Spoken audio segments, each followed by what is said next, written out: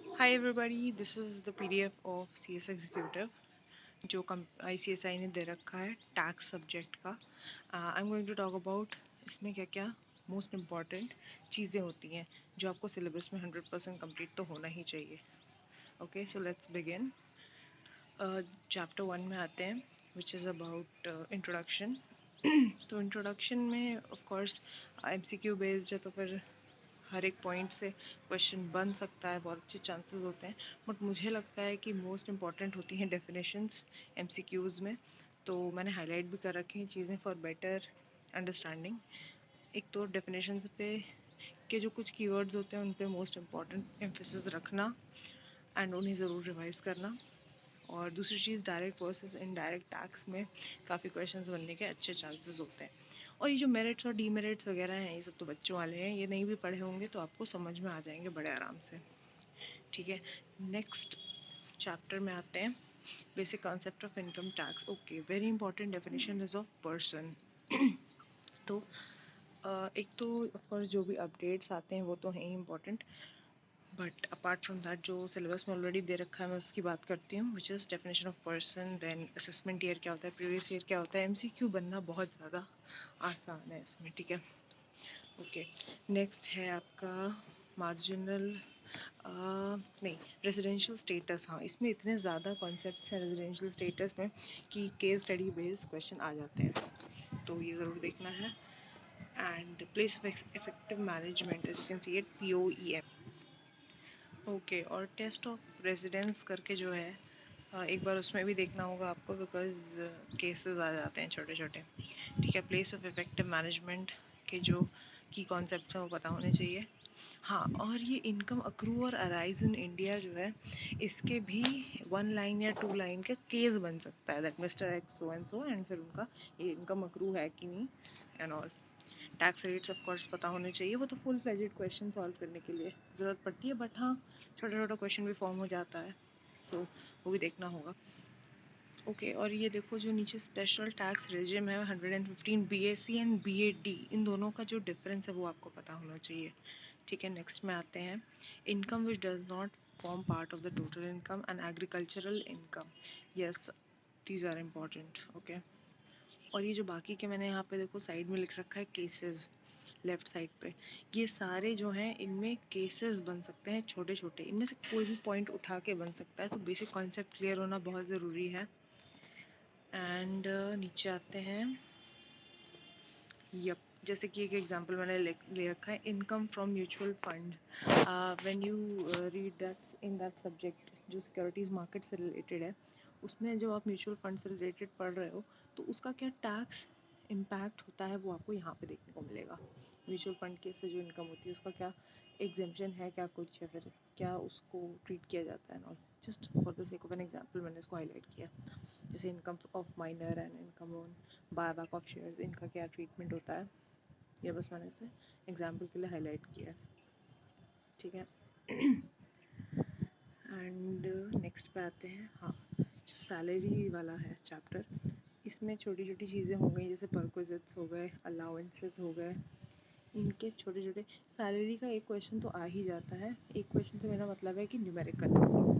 ठीक है, परक्विजिट्स हो गए, डिडक्शंस कौन से अलाउेबल हैं, नॉन अलाउेबल हैं।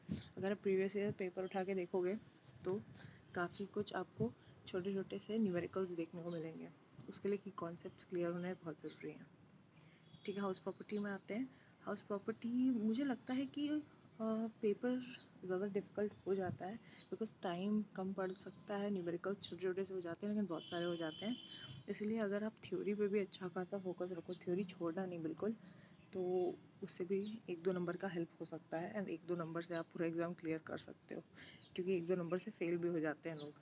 ठीक है, okay. Vacant property, self occupied property, इनमें क्या डिफरेंसेस है, इनको कैसे ट्रीट करते हैं, ये पता होना चाहिए। ठीक है, नेक्स्ट है deductions from net annual value and this treatment of unrealised rent and deemed ownership. मुझे लगता है from theory point of view is important, and case laws, of course case study based छोटे छोटे से क्वेश्चंस तो बनते हैं पेपर को थोड़ा सा कंसेप्चुअल क्लैरिटी चेक करने के लिए। PGBP, of course business and profession की डेफिनेशन ज़रूर देख लेना। एंड दूसरा आते हैं डेप्रिसिएशन पे। एक छोटा सा न्यूमेरिकल आता ही आता है, डेप्रिसिएशन का ट्रीटमेंट पता होना चाहिए, ठीक है। और ये WDV मेथड जो होता है इस पे भी आता है, तो ये पता होना चाहिए। बाकी एक्सपेंडिचर्स, ये जो टाइप के एक्सपेंडिचर्स आपको देखने को मिल रहे हैं सेक्शन 35 एंड ऑल, इन सब के वो आ जाते हैं कभी कभी कॉन्सेप्ट बेस्ड क्वेश्चंस, ठीक है। तो अगर नहीं आता है तो अटेम्प्ट मत करना, बिकॉज नेगेटिव मार्किंग हो जाएगी ऑफ कोर्स, ठीक है।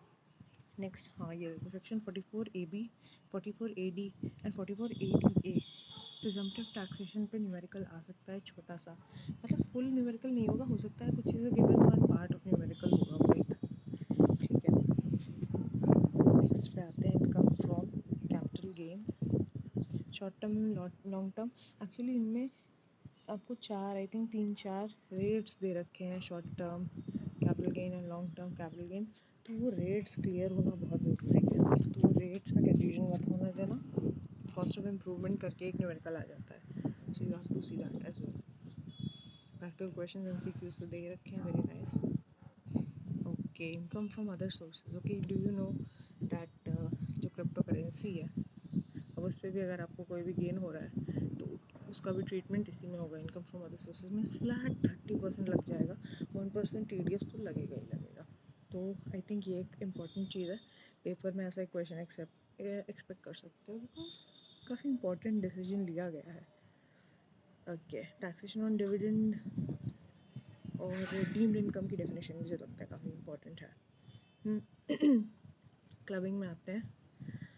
Clubbing and transfer basically spouse का जो भी, मुझे लगता है ऐसे क्वेश्चंस आ सकते हैं दैट एक केस दे दिया छोटा सा कि इस बंदे ने अपनी वाइफ को ट्रांसफ़र कर दिया, now what is going to be the impact on the taxable income, तो वो आपको पता होना चाहिए। See this is a new concept, income from assets transfer to sons wife, ये ज़रूर देख लेना, ठीक है।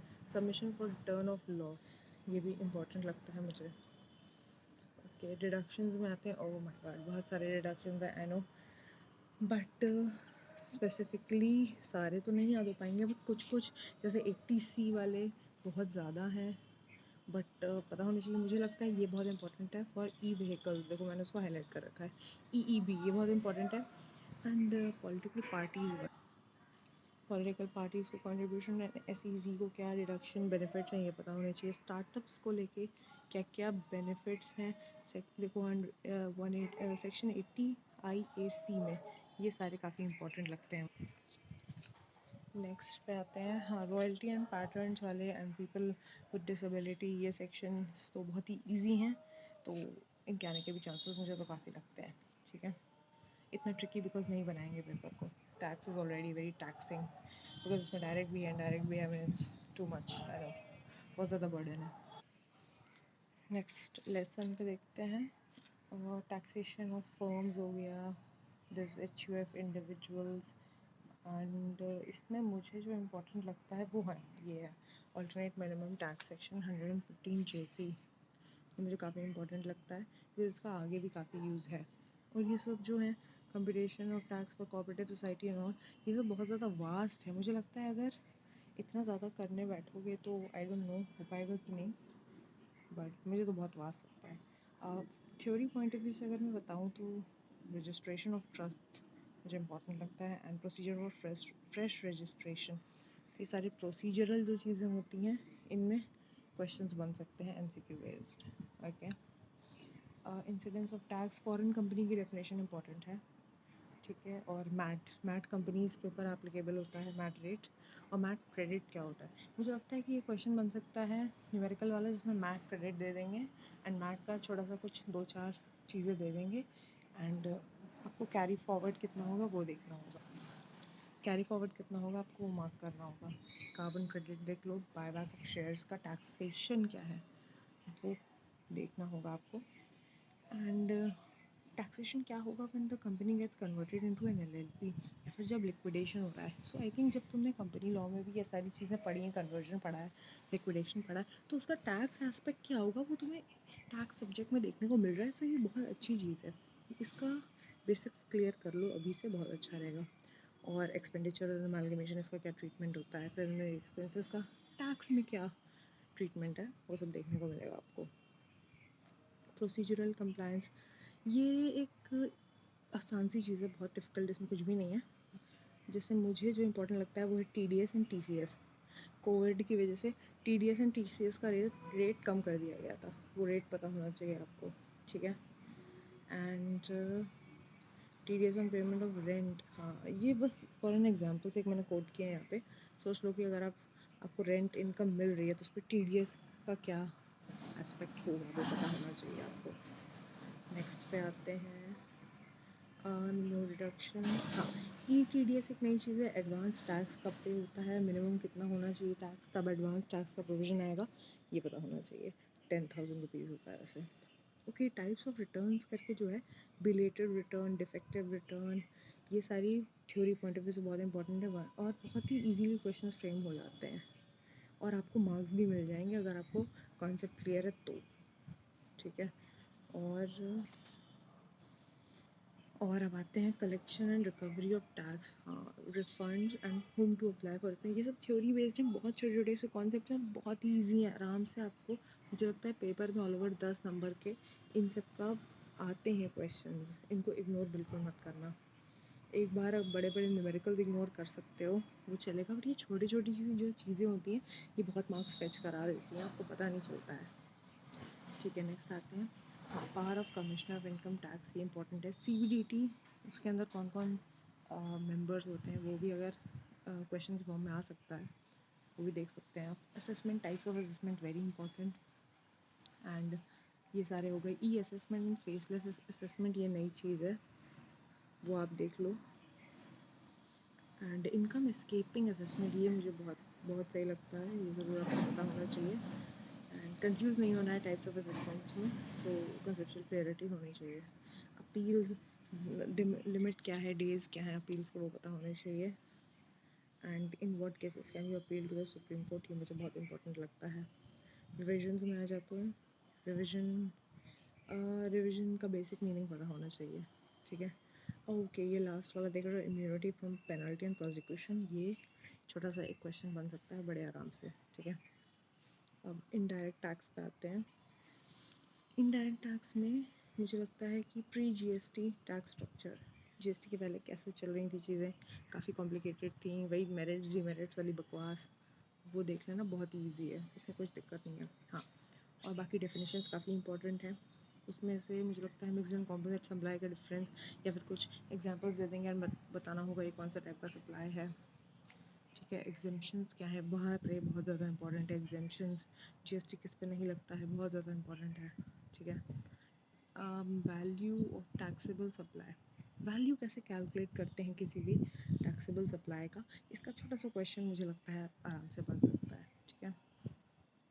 ITC again very very very very important. ITC की क्या है, उसकी एलिजिबिलिटी क्या है, आप क्या होने चाहिए जब आपको ITC मिल पाएगा, कंडीशंस क्या है। अपॉर्चनमेंट ऑफ ब्लॉक्ड क्रेडिट, तो ब्लॉक क्रेडिट में बहुत सारे टाइप्स दिए होते हैं, बहुत सारे एग्जांपल्स बोल सकते हैं कि ये क्रेडिट ब्लॉक हो जाएगा उस सिचुएशन में, वो पता होना चाहिए। अपॉर्चनमेंट में क्वेश्चन बनता है छोटा सा। और इनपुट सर्विस डिस्ट्रीब्यूटर की डेफिनेशन मुझे बहुत इंपॉर्टेंट लगती है, ठीक है। और प्रोसीजरल कंप्लायंस में अगर मैं आऊँ तो GSTIN क्या होता है वो पता होना चाहिए। Who is liable for registration, who is not liable, compulsory registration, कौन से केसेस ऐसे हैं जब कंपलसरी होगा रजिस्ट्रेशन, हो सकता है एक केस लॉ छोटी सी बना दी जाए, पूछेंगे कि इस बंदे ने अभी तक रजिस्टर नहीं कराया तो इसका क्या टैक्स एस वो होगा इम्प्लीकेशन, तो हो सकता है वो कंपलसरी रजिस्ट्रेशन के केस हो एंड आपको उसमें वो बताना होगा कि ओके तो इस सेक्शन में आता है एंड कंपलसरी रजिस्टर होना चाहिए था उसको। Suspension of registration, E invoicing and E way bill, इन दोनों का डिफरेंस मुझे काफ़ी इंपॉर्टेंट लगता है। और ये जो अकाउंट्स एंड रिकॉर्ड्स है, कौन से रिकॉर्ड्स मेंटेन करने होते हैं, कुछ 5-6 चीज़ें हैं, 5-6 अकाउंट्स एंड रिकॉर्ड्स, वो पता होने चाहिए आपको। एंड इस वाले में तो इतना मुझे कुछ खास नहीं लगता बिकॉज CGST से ही रिलेटेड सब कुछ होता है। हाँ, GST कॉम्पनसेशन सेस, ये बहुत इंपॉर्टेंट है, उसका रेट क्या है and reason, need, merit, demerit and all, बहुत ईजी सा है। ओके, कस्टम्स में आते हैं. Types of customs duty is very important. And administration इतना कुछ खास नहीं. हाँ, transportation and warehousing is important. Baggage rules is very important. Duty drawback, rate क्या है, कब लगता है, मीनिंग क्या है ड्यूटी ड्रॉबैक का, वो पता होना चाहिए. एंड कॉन्फिस्केट कब हो जाएंगे वो जो पता होना चाहिए. I think that's it. And दूसरे सब्जेक्ट्स का भी अपलोड करने की कोशिश करूँगी. अगर आपको कोई भी स्पेसिफिक टॉपिक समझना है, so just text me and comments में डाल देना. मैं उसके ऊपर ज़रूर फिर वीडियो बनाऊँगी. Okay, thank you guys. I hope this was helpful.